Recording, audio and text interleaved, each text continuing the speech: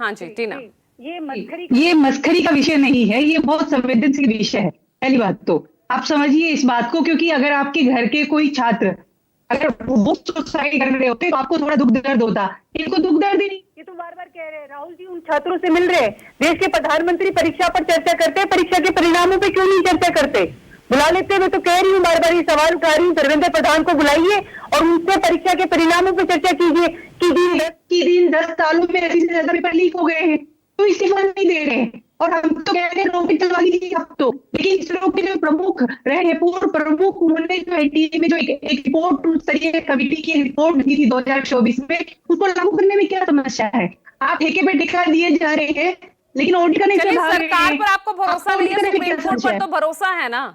Supreme court में भी तो चल रही है इस मामले को लेकर सुनवाई। नहीं तो नहीं, आप बताइए, लगातार स्टूडेंट जो है, छात्र सुसाइड कर रहे हैं, यहाँ मामला, यहाँ हर रोज जब भी आप खबर देखते हैं, हर रोज कोई ना कोई खबर आ रही है, लेकिन उसकी कोई चिंता ही नहीं है सरकार को। ये सरकार संवेदनशीलता के आधार पर धर्मेंद्र प्रधान जी को इस्तीफा देना चाहिए। आप कॉम्प्रोमाइज है, हुआ नहीं हुआ वो अलग है, लेकिन अगर उसी नहीं समझ तो आप तो कहते हैं कि एनडीए सरकार में तो इस्तीफा होता ही नहीं है।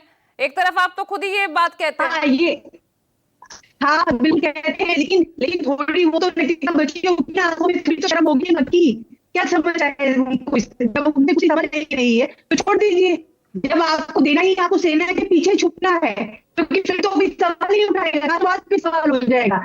आपसे अगर कोई पेपर लीक हुआ तो सेना पर तो आप सवाल ही नहीं उठाए। ठीक है, रोहित अग्रवाल जवाब दीजिए। रोहित सवाल करे, राष्ट्रवाद पर बोलिए, राष्ट्रवाद पर बोलिए, ये बात हो गई है, तो सेना के पीछे मत छुपिए। आप जिम्मेदारी लीजिए कि ये विफलता है आप लोगों की। सरकार तो जिम्मेदारी तो ली है ना, कल शिक्षा मंत्री ने बकायदा सामने आकर जिम्मेदारी ली। नहीं, कोई जिम्मेदारी नहीं ली, जिम्मेदारी लेना थोड़ी होता है, चलिए जिम्मेदारी है।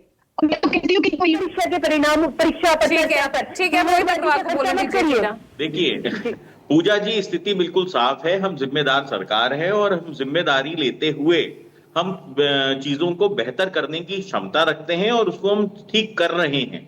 और हम भाग जाना, मतलब कुछ करके भाग जाना, ये हमारी प्रवृत्ति नहीं है। क्यों, कौन भागा है? इस्तीफा देके भाग जाए। भागा कौन है? नहीं, ये जो कह रहे हैं ना कि इस्तीफा दे दीजिए, इस्तीफा दे दीजिए, तो हम भागने वालों में से नहीं है। भागा कौन है, ये तो देश का इतिहास जानता है कि हर समस्या से भागे। हर समस्या से भागने वाले अगर ये समस्या से ना भागते तो आज भारत के 2 टुकड़े होकर पाकिस्तान ना बना होता। भारत के 2 टुकड़े होकर पाकिस्तान बन गया। समस्या से भागे थे तभी तो आज कश्मीर की समस्या है ना। अगर समस्या का हल निकाला होता इन्होंने मजबूती से तो कश्मीर की समस्या नहीं होती। अशोक यादव, देखिए पूजा जी, किसी अक्षम व्यक्ति अगर अक्षम व्यक्ति है तो रिजाइन कर देता तो उसकी महानता मानी जाती, उसको भगौड़ा नहीं कहेंगे हम लोग मान लेंगे कि अक्षम व्यक्ति से चले गए। आज शिक्षा मंत्रालय में जो स्थिति है, ये शिक्षा मंत्रालय सेना को दे देंगे। वित्त मंत्रालय, जो आर्थिक स्थिति खराब देश की, तो क्या वित्त मंत्रालय सेना को दे देंगे?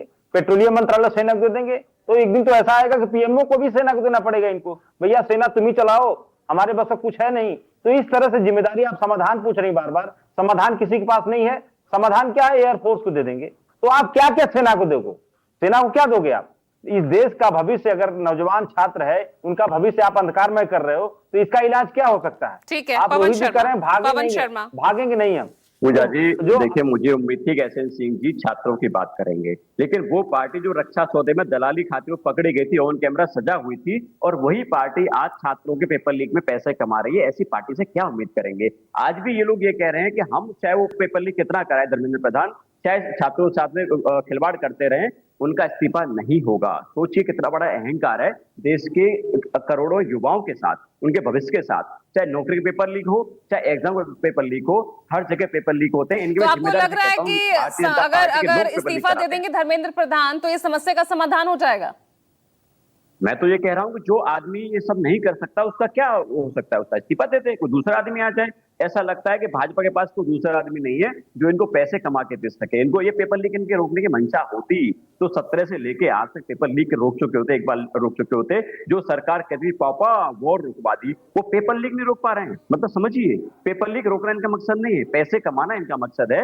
देश के छात्रों के भविष्य के साथ खिलवाड़ करके धंधा करना इनका मकसद है। मैं पूरी जिम्मेदारी से कहता हूं कि भारतीय जनता पार्टी के लोग पेपर लीक कराने में संलिप्त पाए जाते हैं। लगातार इनके लोग पेपर लीक करवा रहे हैं। अगर इनका मकसद पेपर लीक रोकना होता तो 24 घंटे लगते हैं पूजा जी। अब मैं ये कहता हूँ जिम्मेदारी से, अगर पूजा जी को देश तो का भाई शिक्षा तो मंत्री बना दिया गिरफ्तारियां जाए, हुई है ना, आप नीट रोकेंगे पेपर लीक 24 में भी घंटे के अंदर। गिरफ्तारियां हुई है। पूजा जी 4-6 लोगों को गिरफ्तार करके छाती पीटते, मैं जिम्मेदारी से कहता हूँ अगर आप पूजा जी को आपको देश का शिक्षा मंत्री बना दिया जाए, मुझे पूरा भरोसा है। आप चलिए पेपर ठीक लीक है, 24 बहुत बहुत घंटे में रोक शुक्रिया, देंगे, बहुत बहुत लेकिन शुक्रिया धर्मेंद्र आज इस चर्चा में जुड़ने के लिए। एक